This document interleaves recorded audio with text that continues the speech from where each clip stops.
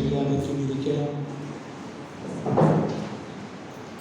ചിന്തയ്ക്ക് ആധാരമായി എടുത്തിരിക്കുന്ന കുറിവാക്യം നാം ഇന്ന് പാഠമായി വായിച്ച വിശുദ്ധ ലൂക്കോസ് എഴുതിയ സുവിശേഷം 5-ാം അധ്യായം അതിൻ്റെ 20-ാമത്തെ വാക്യം. അവരുടെ വിശ്വാസം കണ്ടിട്ട് മനുഷ്യ നിന്റെ പാപങ്ങൾ മോചിച്ചു തന്നിരിക്കുന്നു എന്ന് പറഞ്ഞു.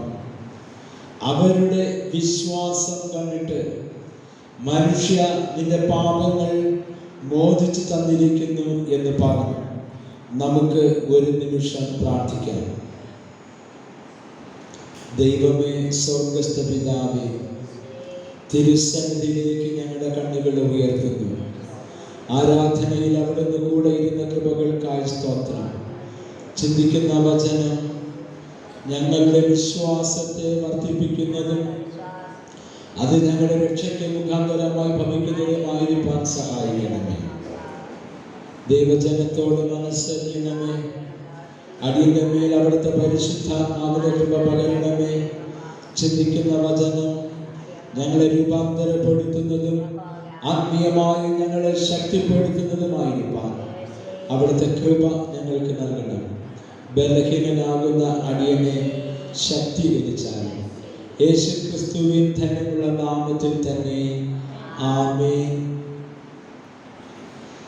ദൈവത്തിൻ്റെ അതിപരിശുദ്ധ നാമം വാഴ്ത്തപ്പെടുമാറാകട്ടെ. ഈ വിശുദ്ധ ദിവസം ദൈവത്തെ ആരാധിക്കുവാൻ പ്രാർത്ഥനയോടുകൂടെ കടന്നു വന്നിരിക്കുന്ന ദൈവജനമേ, നിങ്ങൾക്കെല്ലാവർക്കും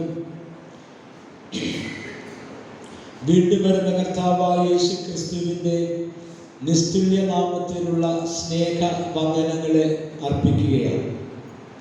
നമ്മുടെ സഭ ഒരു സഭാദിനം കൂടെ ആഘോഷിച്ചു.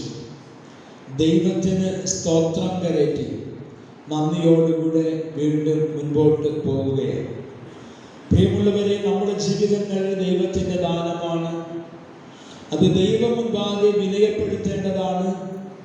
ദൈവാലയ ശുശ്രൂഷകളിൽ ഏതൊരു വിള്ളലും വരാതെ വളരെ പ്രാർത്ഥനയോടും ഭയഭക്തിയോടും കൂടെ നിർവഹിക്കപ്പെടേണ്ടതുമാണ്. അപ്പോൾ നാം കൂടുതൽ പ്രാർത്ഥനയിൽ ഉറ്റിരിക്കുന്നുവെങ്കിൽ തീർച്ചയായും ദൈവം നമ്മെ അനുഗ്രഹിക്കുകയും ഈ നാളുകളിൽ ദൈവത്തിൻ്റെ പരിശുദ്ധാത്മാവിൻ്റെ കൃപ അനുഭവിക്കുവാനും സാധിക്കും. പലപ്പോഴൊക്കെ നാം സന്തോഷിക്കുമ്പോഴാണ് സാത്താന്യ പ്രവർത്തനങ്ങൾ നാം അറിഞ്ഞോ അറിയാതെയോ നമ്മിലൂടെയോ കൂട്ടുസഹോദരങ്ങളിലൂടെയൊക്കെ പ്രകടമാകുന്നത്. പ്രിയമുള്ളവർ, ഇവിടെ നാം ശ്രദ്ധിക്കേണ്ടതായ ഒരു ഭാഗം, എൻ്റെ ദൈവത്തിൻ്റെ സന്നിധിയിൽ എൻ്റെ ദൈവം എന്നെ ആക്കി വച്ചിരിക്കുന്ന ഇടങ്ങളിൽ ദൈവ ശുശ്രൂഷ ചെയ്യുവാൻ ദൈവം എന്നെ നിയോഗിച്ചിരിക്കുന്നു. അത് വിശ്വസ്തയോടുകൂടി ചെയ്യുവാൻ എന്നെ സഹായിക്കണമേ എന്ന പ്രാർത്ഥനയോടുകൂടെ ഇന്നത്തെ തിരുവചന ചിന്തയിലേക്ക് പ്രവേശിക്കുകയാണ്. ഇന്നത്തെ ചിന്താവിഷയം ജീവൻ രക്ഷിക്കുന്ന വിശ്വാസം എന്നുള്ളതാണ്. വിശ്വാസത്തെ കുറിച്ച് പലപ്പോഴും നാം ചിന്തിക്കുന്നവരാണ്. ദൈവത്തിൽ അടിയുറച്ച വിശ്വാസമുള്ള ഒരു ക്രൈസ്തവ ജനതയാണ് ഞാനും നിങ്ങളും. എങ്കിൽ പലപ്പോഴും നമ്മുടെ വിശ്വാസം ചോദ്യം ചെയ്യപ്പെടുന്നുവോ, നമ്മുടെ വിശ്വാസം അല്പവിശ്വാസത്തിലേക്ക് തരംതാണു പോകുന്നുവോ, പ്രതിസന്ധികൾ കടന്നു വരുമ്പോൾ വിശ്വാസം അത് നഷ്ടപ്പെട്ടു പോകുന്ന അനുഭവങ്ങളാണ്. ഇവിടെയാണ് ജീവൻ രക്ഷിക്കുന്ന വിശ്വാസത്തെക്കുറിച്ച് നാം ഇവിടെ ചിന്തിക്കുവാനായിട്ട് പോകുന്നത്. നമ്മുടെ കർത്താവായ യേശു ക്രിസ്തുവിനുള്ള വിശ്വാസമാണ് ഒരു ദൈവ പൈതലിനെ രക്ഷയിലേക്ക് നയിക്കുന്നത്. പ്രൊട്ടസ്റ്റന്റ് സഭാ പിതാവായിരിക്കുന്ന മാർട്ടിൻ ലൂതർ, അദ്ദേഹത്തിൻ്റെ ആപ്തവാക്യം ഇതാണ്: നീതിമാൻ വിശ്വാസത്താൽ ജീവിക്കും. അപ്പോസ്തലനായ പൗലോസ് പറയുന്നു, വിശ്വാസം എന്നതോ ആശിക്കുന്നതിൻ്റെ ഉറപ്പും കാണാത്ത കാര്യങ്ങളുടെ നിശ്ചയവുമാണ്. യേശു പറഞ്ഞു, വിശ്വസിച്ചാൽ നീ ദൈവത്തിൻ്റെ മഹത്വം കാണും.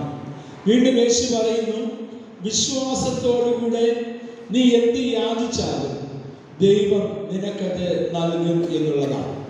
ഇങ്ങനെയൊക്കെ നാം നോക്കുമ്പോൾ വിശ്വാസവും ക്രൈസ്തവ മതവും വളരെ അഭേദ്യമായ ബന്ധം പുലർത്തുന്ന ആത്മീയ അനുഭവങ്ങളാണ്. വേദപുസ്തകത്തിന്റെ ഉൽപ്പത്തി മുതൽ പുറപ്പാട് വരെ പഠിക്കുമ്പോൾ ദൈവത്തിൽ വിശ്വാസം അർപ്പിച്ചുകൊണ്ട് തങ്ങളുടെ ജീവിതങ്ങളെ മുമ്പോട്ട് നയിച്ചവർ പ്രതിസന്ധികൾ കടന്നു വന്നപ്പോൾ പതറിപ്പോയില്ല. ലക്ഷ്യം കണ്ടെത്തുവാൻ ദൈവം അവരെ സഹായിച്ചു. അതാകുന്നു പ്രിയമുള്ളവരെ ഒരു വിശ്വാസിയുടെ ജീവിതം എന്ന് പറയുന്നത്.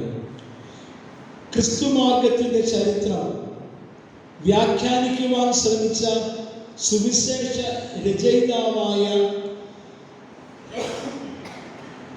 ലൂക്കോസ് അപ്പോസ്തലൻ തന്നെയാണ് അപ്പോസ്തല പ്രവർത്തികളും എഴുതിയിരിക്കുന്നത്. ഈ അപ്പോസ്തല പ്രവർത്തികൾ നാം പഠിക്കുമ്പോൾ നമുക്കതിനെ വിശ്വാസത്തിൻ്റെ ഒരു പുസ്തകമായിട്ട് നമുക്കതിനെ മനസ്സിലാക്കുവാനായിട്ട് കഴിയും. അപ്പോസ്തലന്മാർ ദൈവത്തിലുള്ള വിശ്വാസത്തിലൂടെ തങ്ങളുടെ ശുശ്രൂഷകളിൽ പ്രതിസന്ധികളെ തരണം ചെയ്തുകൊണ്ട് പരിശുദ്ധാത്മാവിന്റെ ശക്തിയാൽ ശുശ്രൂഷകൾ നിർവഹിക്കുന്നതായിട്ട് നമുക്ക് കാണുവാനായിട്ട് കഴിയും. ആദിമ സഭ പ്രതിസന്ധിയിൽ തളർന്നു പോകാതെ പ്രതിസന്ധികളെ വളരെ ആത്മബലത്തോടുകൂടെ തരണം ചെയ്ത് സഭ ശക്തമായ ശുശ്രൂഷകൾക്ക് നേതൃത്വം വഹിച്ചത് ദൈവത്തിലുള്ള ഈ അടിയുറച്ച വിശ്വാസം തന്നെയായിരുന്നു. ആദിമസഭ കൂട്ടായ്മയിലൂടെ വിശ്വാസത്തിൽ വളർന്ന് ദൈവിക പ്രവർത്തനങ്ങളിൽ പങ്കാളികളായി തീർന്നു. ആ പ്രവർത്തനത്തെയാണ് ജീവൻ രക്ഷിക്കുന്ന വിശ്വാസം എന്ന് പറയുന്നത്. അതായത് പ്രിയമുള്ളവരെ, നാം എല്ലാവരും യേശുവിൽ വിശ്വസിക്കുന്നവരാണ്.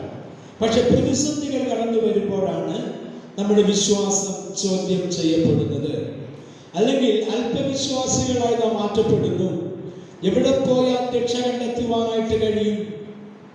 എവിടെ പോയി ആര് പ്രാർത്ഥിച്ചാൽ എനിക്ക് സൗഖ്യം ലഭിക്കും? ഇങ്ങനെ വിശ്വാസത്തിൽ സ്ഥിരതയില്ലാത്തതായ അനുഭവങ്ങളിലേക്ക് കടന്നു പോകുന്ന അനുഭവങ്ങൾ. ഈ ഒരു സാഹചര്യത്തിലാണ് ദൈവജനത്തെ ദൈവവിശ്വാസത്തിൽ ഉറപ്പിക്കുന്നതിന് വേണ്ടിയാണ് ജീവൻ രക്ഷിക്കുന്ന വിശ്വാസം എന്ന ഒരു ചിന്താ വിഷയം നമുക്കായി നൽകപ്പെട്ടിരിക്കുന്നത്. ഈ ജീവൻ രക്ഷിക്കുന്ന വിശ്വാസം എന്നതിനെ 3 ചിന്തകളിലൂടെ വ്യക്തമാക്കുവാനാണ് ഞാൻ ആഗ്രഹിക്കുകയാണ്. ഒന്ന്, പ്രതിസന്ധികളിൽ നിന്നും രക്ഷിക്കുന്ന വിശ്വാസമാണ് ജീവൻ രക്ഷിക്കുന്ന വിശ്വാസം. ഇന്ന് പ്രതിസന്ധികൾ അഭിമുഖീകരിക്കാത്തവരായിട്ട് ആരും ഉണ്ട് എന്ന് ഞാൻ ചിന്തിക്കുന്നില്ല. ഞാനും നിങ്ങളും നമ്മുടെ ജീവിതയാത്രയിൽ ഓരോ പ്രതിസന്ധികളെ തരണം ചെയ്യുന്നവരാണ്. ഒരു പ്രതിസന്ധി കടന്നു പോകുമ്പോൾ ആശ്വസിക്കും, അപ്പോൾ അടുത്ത പ്രതികൂലങ്ങളുടെ പ്രതിസന്ധികൾ കടന്നു വരും. എങ്ങനെയാണ് നമുക്കിതിനെ അതിജീവിക്കുവാനായിട്ട് കഴിയുന്നത്? ഈ പ്രതിസന്ധികളിൽ നിന്നും രക്ഷിക്കുന്ന വിശ്വാസത്തിലേക്ക് നമുക്ക് വളരുവാനായിട്ട് കഴിയുമോ? 2 രാജാക്കന്മാരുടെ പുസ്തകം 4-ാം അധ്യായം 1 തുടങ്ങിയതായ വാക്യങ്ങൾ വായിക്കുമ്പോൾ അത് അവിടെ വളരെ വ്യക്തമായി നമുക്ക് മനസ്സിലാക്കുവാനായിട്ട് കഴിയുന്നു. എലീശ പ്രവാചകന്റെ ശിഷ്യന്മാരിൽ ഒരുവന്റെ ഭാര്യ തന്റെ ജീവിതത്തിലെ പ്രതിസന്ധിയുടെ കാലഘട്ടത്തിൽ ദൈവപുരുഷനായിരിക്കുന്ന എലീശയുടെ അടുക്കലേക്ക് കടന്നു വരികയാണ്. ഈ ദരിദ്രയായ വിധവ വന്ന് എലീശ പ്രവാചകനോട് പറയുന്നു, നിന്റെ ദാസനായ എൻ്റെ ഭർത്താവ് മരിച്ചുപോയി. നിന്റെ ദാസൻ ദൈവഭക്തനായ ഒരു വ്യക്തിയായിരുന്നു എന്ന് നിനക്കറിയാം. എന്നാൽ ഇപ്പോൾ എൻ്റെ 2 മക്കളെയും കടക്കാർ വന്ന് പിടിച്ച് അവരെ അടിമകളാക്കുവാനായിട്ട് ശ്രമിക്കുകയാണ്. ഈ ഒരു പ്രതിസന്ധിയിൽ നിന്നും കരകയറുവാൻ ഏതൊരു വഴിയും എൻ്റെ മുൻപിലില്ല. അതുകൊണ്ട് ഞാനെന്ന് അഭിമുഖീകരിക്കുന്ന ഈ പ്രതിസന്ധിയിൽ നിന്നും എന്നെ രക്ഷിക്കണമേ എന്ന് അപേക്ഷിക്കുകയാണ്. ഇവിടെ ജീവിതത്തിൻ്റെ പ്രതിസന്ധിയുടെ ഒരു നേർചിത്രം നമുക്ക് കാണുവാനായിട്ട് കഴിയുന്നു. പ്രതിസന്ധിയിൽ തളർന്ന് ഇനി ഏതൊരു വഴിയുമില്ല മുൻപോട്ട് യാത്ര ചെയ്യുവാൻ, ഈ പ്രതിസന്ധിക്ക് ഒരു പരിഹാരം കണ്ടെത്തുവാനായിട്ട് കഴിയുന്നില്ല, എല്ലാ സാധ്യതകളും അസ്തമിച്ചു എന്ന് കരുതുന്ന ഒരു നിമിഷമാണ് ഈ വിധവയുടെ ജീവിതത്തിലേക്ക് കടന്നു വന്നിരിക്കുന്നത്. ഈ സാഹചര്യത്തിൽ ദൈവപുരുഷനായിരിക്കുന്ന എലീശ പ്രവാചകൻ അവശേഷിക്കുന്ന എന്തെങ്കിലും സാധ്യതകൾ ഉണ്ടോ എന്ന് കണ്ടെത്തുവാനുള്ള ഒരു ശ്രമം ഇവിടെ ആരംഭിക്കുകയാണ് ചെയ്യുന്നത്. ഞാനിത് പറയുമ്പോൾ നാം എല്ലാവരും പ്രതിസന്ധികളിലൂടെ കടന്നു പോകുന്നവരാണ്.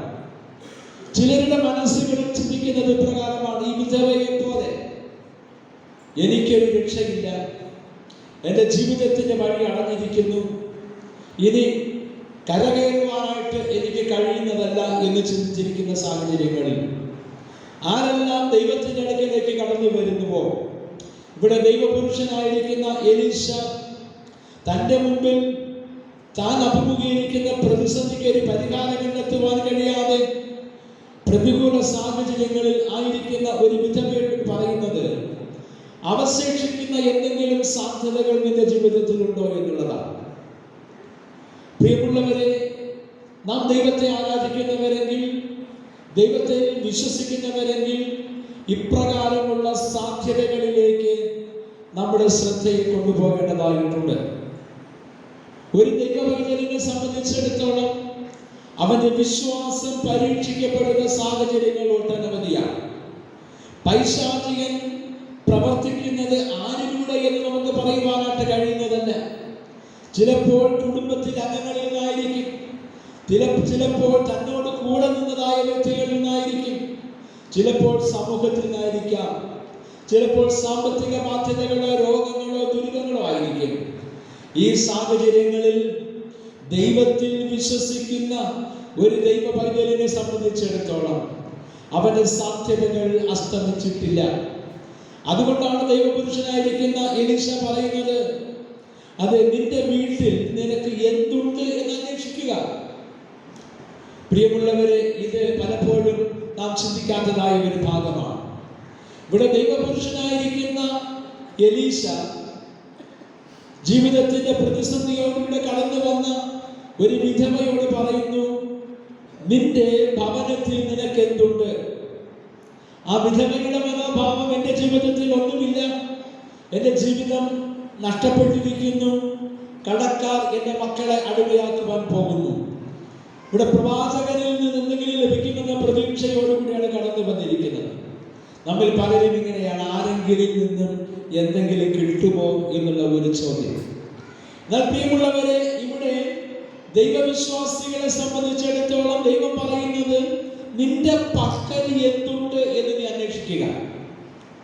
ഈ മാതാവ് പറയുന്നത് പ്രകാരമാണ്. അതിന്റെ 2ാമത്തെ വാക്യം വായിക്കുമ്പോൾ, ഒരു ഭരണി എണ്ണയല്ലാതെ മറ്റൊന്നും എൻ്റെ ഭവനത്തിലില്ല. പ്രിയമുള്ളവരെ, ഇവിടെ പ്രവാചകൻ ശ്രമിക്കുന്നത് ആ സ്ത്രീയുടെ വിശ്വാസം വർദ്ധിപ്പിക്കുവാനാണ്. ഇവിടെ നിന്റെ ജീവിതത്തിൽ എന്തുണ്ട് എന്ന് അന്വേഷിക്കാതെ, ഒന്നുമില്ല എന്ന് പറഞ്ഞ് ജീവിതത്തിന്റെ പ്രതിസന്ധികൾ അഭിമുഖീകരിക്കുന്ന പ്രിയ ദൈവജനമേ, ദൈവത്തിന്റെ വചനം നിന്നെ പഠിപ്പിക്കുന്നത് നിന്റെ ജീവിതത്തിൽ ഉള്ളതിനെ കണ്ടെത്തുവാനും അതിനെ പരിപോഷിപ്പിക്കുവാനുമാണ്.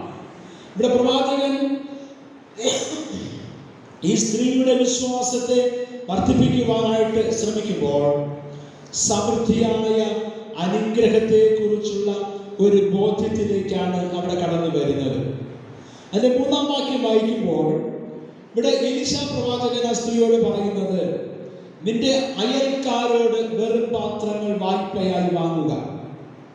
ശ്രദ്ധിക്കണമേ, ഒഴിഞ്ഞ പാത്രങ്ങളാണ്. അത് അവിടെ എടുത്തു പറയുന്നു, നീ വാങ്ങുന്ന പാത്രങ്ങൾ കുറവായിരിക്കരുത്. പ്രിയമുള്ളവരെ, ദൈവത്തിൽ വിശ്വസിക്കുന്നുവെങ്കിൽ, നീ ഒരു ദൈവമക്കളെങ്കിൽ, നീ ദൈവത്തെ ആരാധിക്കുന്ന ദൈവമക്കളെങ്കിൽ, ദൈവത്തിൽ നിന്ന് നീ പ്രതീക്ഷിക്കുന്നതൊട്ട് കുറവായിരിക്കരുത് എന്നുള്ളതാണ്. ഇവിടെ എലീശ പ്രവാചകൻ തൻ്റെ മുൻപിൽ വന്ന വിധവയായ ദരിദ്രയായ മാതാവിനോട് പറയുന്നു, നിന്റെ ചുറ്റുമുള്ള ഭവനങ്ങളിൽ എല്ലാ പാത്രങ്ങളും നീ ശേഖരിക്കുക. നീ ശേഖരിക്കുന്ന പാത്രങ്ങൾ കുറവായിരിക്കരുത്. ഈ സ്ത്രീ പ്രവാചകനിലൂടെ ശ്രമിച്ച ദൈവവചനം വിശ്വസിച്ചു, അനുസരിച്ചു. ഇവിടെ രക്ഷിക്കുന്ന വിശ്വാസം എന്ന് പറയുമ്പോൾ ദൈവവചനം പറയുന്നതിനെ വിശ്വസിക്കുവാനുള്ള ഒരു മനസ്സ് നമുക്കുണ്ടാകണമെന്നുള്ളതാണ്. ഇവിടെ ചുറ്റുമുള്ള അയൽക്കാരോട് പാത്രം ശേഖരിക്കുന്ന ഒരു വിധവയാണ് നമുക്കിവിടെ കാണുവാനായിട്ട് കഴിയുന്നത്. വീണ്ടും ഈ വിധവ ലഭിച്ച പാത്രങ്ങൾ മതിയോ എന്ന് ഉറപ്പ് വരുത്തുന്നു. വീണ്ടും വീണ്ടും അയൽവാസികളുടെ ഭവനങ്ങളിലേക്ക് കടന്നുപോയി പാത്രങ്ങൾ ശേഖരിച്ചു. പാത്രങ്ങളെല്ലാം ഈ ഭവനം നിറഞ്ഞിരിക്കുകയാണ്. നാം പ്രതീക്ഷിക്കുന്ന അളവ് പോലെ അളന്നു നൽകുന്ന ഒരു ദൈവത്തെയാണ് നമുക്കിവിടെ കാണുവാനായിട്ട് കഴിയുന്നത്. ഈ ദരിദ്രയായ വിധവ ദൈവസന്നിധിയിലേക്ക് കടന്നുപോയി ദൈവപുരുഷനായിരിക്കുന്ന എലീശയോട് പറയുന്നു, എൻ്റെ ജീവിതം വഴിമുട്ടി നിൽക്കുകയാണ്. ഇവിടെ എലീശ പറയുന്നുണ്ട്, നിന്റെ ജീവിതത്തിൽ എന്തുണ്ട്? ഉള്ളതിനെ നിനക്ക് പരിപോഷിപ്പിക്കുവാനായിട്ട് കഴിഞ്ഞാൽ നിന്റെ ജീവിതം സമൃദ്ധിയുടെ അനുഭവമാണ്. പാത്രങ്ങളിൽ ഈ എണ്ണ നിറയുവാനായിട്ട് തുടങ്ങി. എല്ലാ പാത്രങ്ങളും നിറഞ്ഞ് കവിയുന്നത് വരെ അതെ ഒന്നുമില്ലാതിരുന്ന ഭവനം നന്മയാൽ നിറയപ്പെടുകയാണ്. നിറഞ്ഞ പാത്രങ്ങൾ എല്ലാം നിറഞ്ഞ വക്കോളമായപ്പോൾ ഇനി മതി എന്ന് പറയുന്നത് വരെ ആ ഒഴുക്ക് അങ്ങനെ തുടർന്നുകൊണ്ടേയിരിക്കുകയാണ്. പ്രിയമുള്ളവരെ, ദൈവത്തിൽ വിശ്വസിക്കുന്ന ഒരു ദൈവ പൈതലിനെ സംബന്ധിച്ചിടത്തോളം ദൈവം നൽകുന്ന അനുഗ്രഹങ്ങൾ അനവധിയാണ്. പക്ഷെ അവയെ കണ്ടെത്തുവാനുള്ള ഒരു ശ്രമം നമ്മുടെ ഭാഗത്തു നിന്നുണ്ടാകണം. നാം എത്രത്തോളം ദൈവത്തിൽ വിശ്വസിച്ചുകൊണ്ട് പ്രവർത്തിക്കുന്നുവോ അത്രത്തോളം സമൃദ്ധിയുടെ അനുഭവങ്ങൾ ദൈവം നമ്മുടെ ഭവനങ്ങളിൽ നൽകുമെന്നുള്ള കാര്യം മറന്നു പോകരുത്. നാം എത്രത്തോളം അലസതയോടുകൂടെ പ്രവർത്തിക്കുന്നുവോ അത്രത്തോളം കുറഞ്ഞിരിക്കും അനുഗ്രഹങ്ങളും എന്ന കാര്യം ഞാൻ നിങ്ങളെ ഓർപ്പിക്കുകയാണ്. പരീക്ഷകൾ ആസന്നമാകുന്ന നാളുകളാണല്ലോ. എന്നെ കേൾക്കുന്ന വിദ്യാർത്ഥിനികളെ, നിങ്ങൾ എത്രത്തോളം ദൈവത്തിൽ വിശ്വസിച്ചുകൊണ്ട് പ്രവർത്തിക്കുന്നുവോ അത്രയും അനുഗ്രഹങ്ങൾ നിങ്ങൾക്ക് പ്രാപിക്കുവാനായിട്ട് കഴിയും. എന്നാൽ അലസതയോടുകൂടെയാണ് നിങ്ങൾ പഠനത്തെ സമീപിക്കുന്നതെങ്കിലോ അത്രയും നന്മകൾ കുറഞ്ഞിരിക്കുന്നതായ അനുഭവങ്ങളുമായിരിക്കും. അപ്പോൾ ഇവിടെ ദൈവം നമുക്ക് നൽകുന്ന ചിന്ത, നാം വിശ്വസിക്കുന്നുവെങ്കിൽ അതിനനുസരിച്ച് പ്രവർത്തിക്കണം.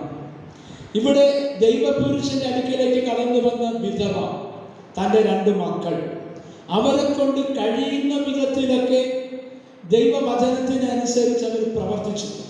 ചുറ്റുമുള്ള എല്ലാ ഭവനങ്ങളിൽ നിന്നും പാത്രങ്ങൾ ശേഖരിച്ചു. അവരെത്രത്തോളം പ്രവർത്തിച്ചുവോ, എത്രത്തോളം പാത്രങ്ങൾ ശേഖരിച്ചുവോ അത്രയും ദൈവം അവരെ നിറച്ചു എന്നുള്ളതാണ്. അങ്ങനെയെങ്കിൽ ഇവിടെ ജീവൻ രക്ഷിക്കുന്ന വിശ്വാസം എന്ന് പറയുന്നത് നാം എത്രത്തോളം പ്രവർത്തനോന്മുഖമായ വിശ്വാസപൂർണമായ ഒരു ജീവിതം നയിക്കുന്നുവോ അത്രത്തോളം നമ്മെ നിറയ്ക്കുന്ന ഒരു സർവശക്തനായ ദൈവത്തെയാണ് നമുക്കിവിടെ കാണുവാനായിട്ട് കഴിയുന്നത്. അപ്പോൾ ദൈവവചനത്തിൽ വിശ്വസിച്ചുകൊണ്ട് ഉത്സാഹത്തോടെ പ്രവർത്തിക്കുന്നുവെങ്കിൽ പ്രതിസന്ധികളെ തരണം ചെയ്യുവാനായിട്ട് കഴിയും. ഇന്ന് പലപ്പോഴും നമ്മുടെ ജീവിതത്തിൽ സംഭവിച്ചു പോകുന്നത് വിശ്വാസമില്ലായ്മയാണ്. പ്രവർത്തനോന്മുഖമായ ഒരു ജീവിതം നയിക്കുവാനുള്ള മനസ്സില്ലായ്മയാണ്.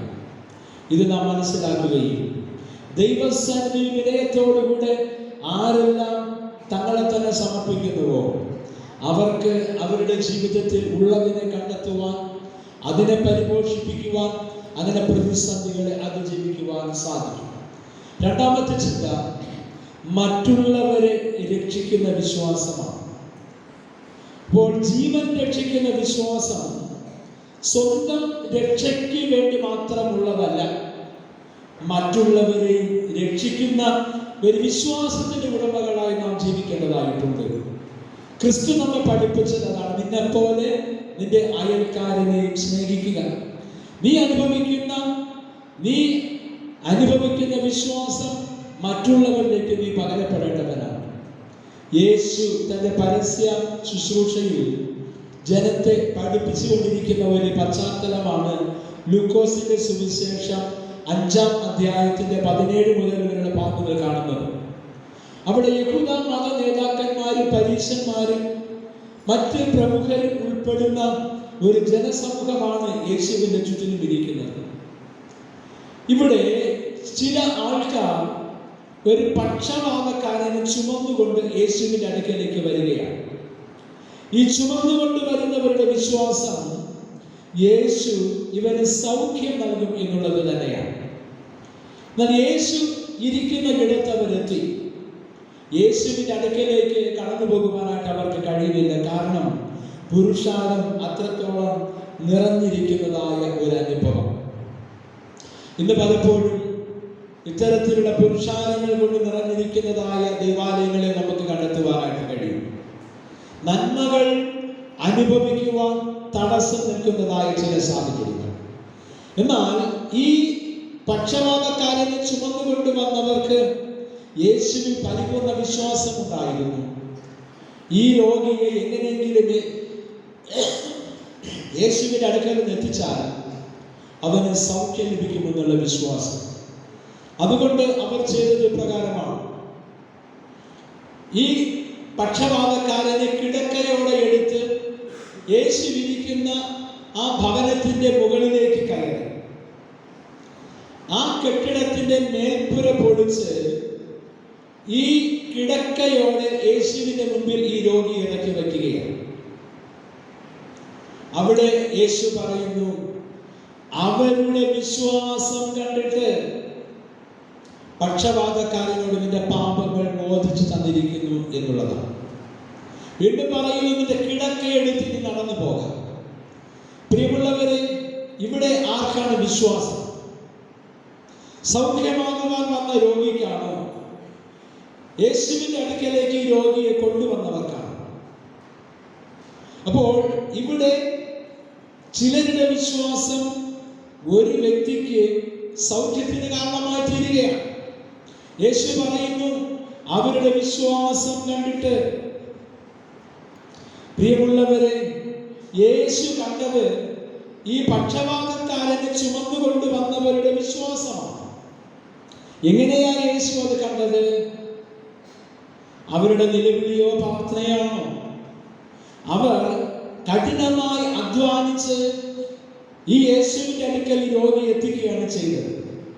അവരുടെ പ്രവൃത്തിയാണ് വിശ്വാസമായി യേശു അംഗീകരിക്കുന്നത്. യേശുവിന്റെ അടുക്കലേക്ക് കടന്നു വരുവാൻ കഴിയാതിരുന്ന സാഹചര്യത്തിൽ ആ പ്രതിസന്ധികളെ തരണം ചെയ്യുവാൻ അവർക്ക് വേണമെങ്കിൽ ഞങ്ങൾക്ക് ഇതിന് കഴിയില്ല എന്ന് പറഞ്ഞ് മാറി നിൽക്കാം. എന്നാൽ അവരുടെ വിശ്വാസം ഈ രോഗിയെ യേശുവിന്റെ അടുക്കൽ എത്തിച്ചാൽ അവന് സൗഖ്യം ലഭിക്കുമെന്നുള്ളതാണ്. പ്രിയമുള്ളവരെ, അവർ അതിനു വേണ്ടി കഠിനമായി ശ്രമിക്കുകയാണ്. ഒരു പക്ഷേ വീട്ടുടയനോടൊന്നും ചോദിച്ചിരിക്കില്ല. നേരെ ഭവനത്തിന്റെ മുകളിലേക്ക് കയറി മേൽപ്പുര പൊളിച്ച് ഈ രോഗിയെ താഴേക്ക് ഇറക്കി വെച്ചു. പ്രിയമുള്ളവരെ, അവരുടെ വിശ്വാസമാണ് ഈ രോഗിക്ക് സൗഖ്യം ലഭിച്ചത്. ഇന്നത്തെ നമ്മുടെ വിശ്വാസം പ്രകാരമായിരിക്കുന്നു. യേശു പറഞ്ഞത് അവരുടെ വിശ്വാസം കണ്ടിട്ട്. ദൈവത്തെ ആരാധിക്കുവാൻ ദൈവ സന്നിധിയിൽ കടന്നു വരുന്ന ദൈവജനമേ, നമ്മുടെ വിശ്വാസം കണ്ടിട്ട് എത്ര പേർക്ക് സൗഖ്യം ലഭിക്കുന്നു? നമ്മുടെ വിശ്വാസം കണ്ടിട്ട് എത്ര പേരുടെ ജീവിതത്തിലെ പ്രതിസന്ധികൾ മാറിപ്പോകുന്നു? എത്ര പേർ ദൈവത്തിന് മഹത്വം കരയറ്റുന്നു? ഇവിടെ ഈ ചുമന്നുകൊണ്ട് വന്നവരുടെ വിശ്വാസം കണ്ടിട്ട് യേശു അവന് സൗഖ്യം നൽകി. അവൻ കിടക്കയെടുത്ത് ദൈവത്തെ മഹത്വപ്പെടുത്തിക്കൊണ്ട് കടന്നുപോയി എന്നാണ് വചനം പഠിപ്പിക്കുന്നത്. നാം എത്ര പേർ ദൈവത്തിന് മഹത്വം കരയറ്റാറുണ്ട്? പ്രിയമുള്ളവരെ, നമ്മുടെ ജീവിതം ഇന്ന് ശോധന ചെയ്യേണ്ടതാണ്. ഇവിടെ കുറച്ചു പേരുടെ വിശ്വാസപൂർണമായ പ്രവൃത്തിയാണ് പക്ഷപാതക്കാരന് ജീവൻ നൽകിയത്.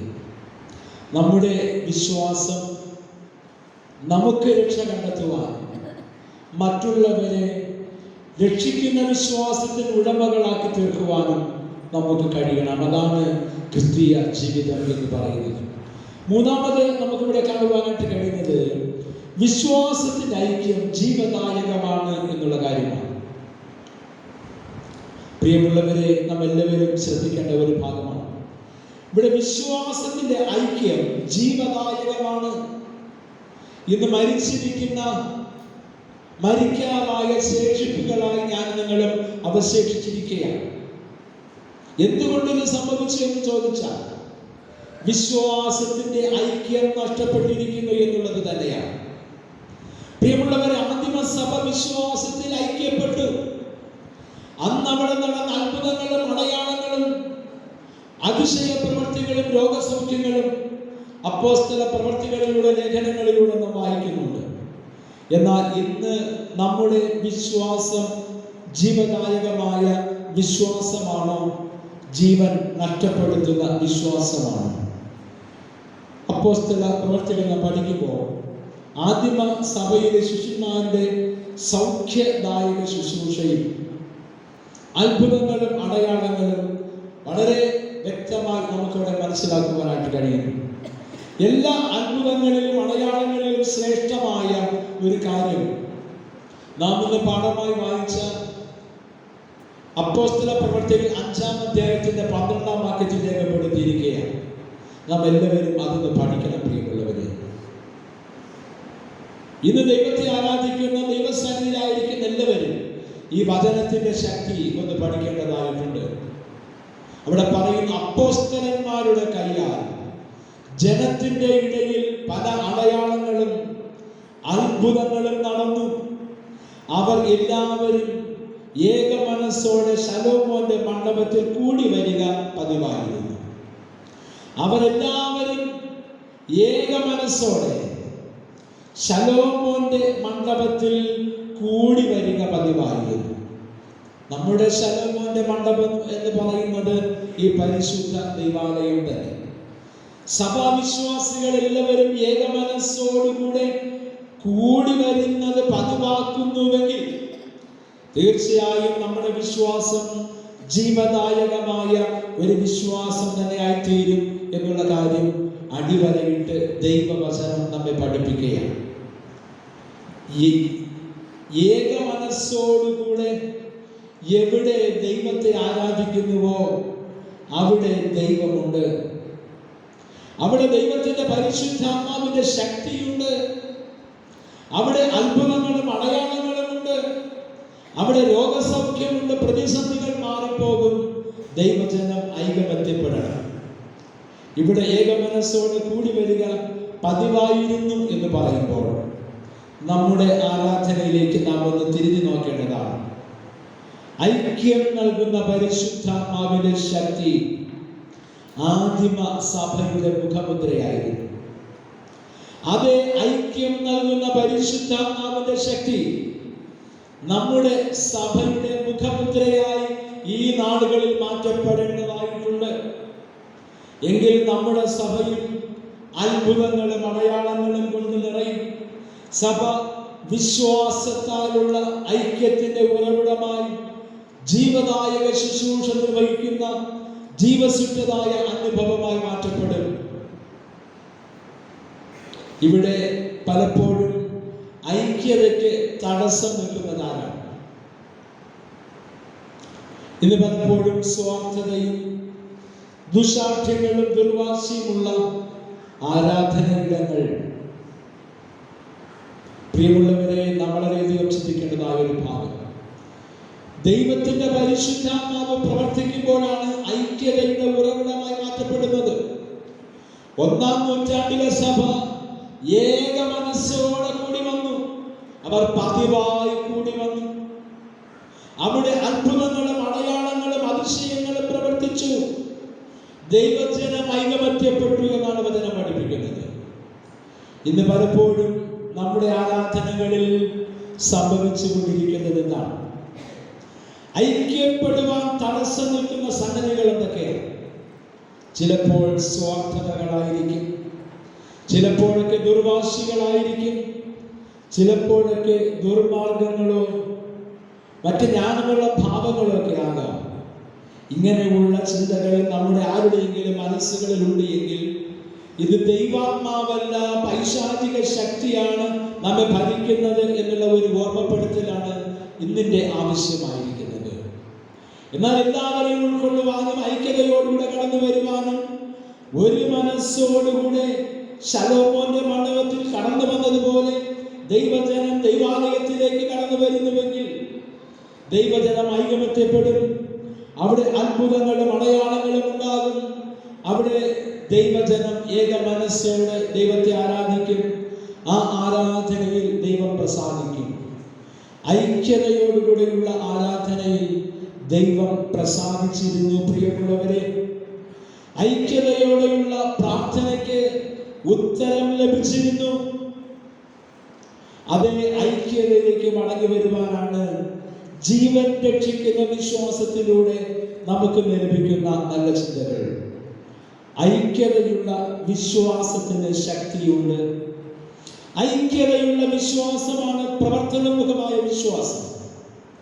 ഒരു മനസ്സോടെ പ്രാർത്ഥിക്കുവാനും ഒരു മനസ്സോടെ പ്രവർത്തിക്കുവാനും നമുക്ക് കഴിയണം.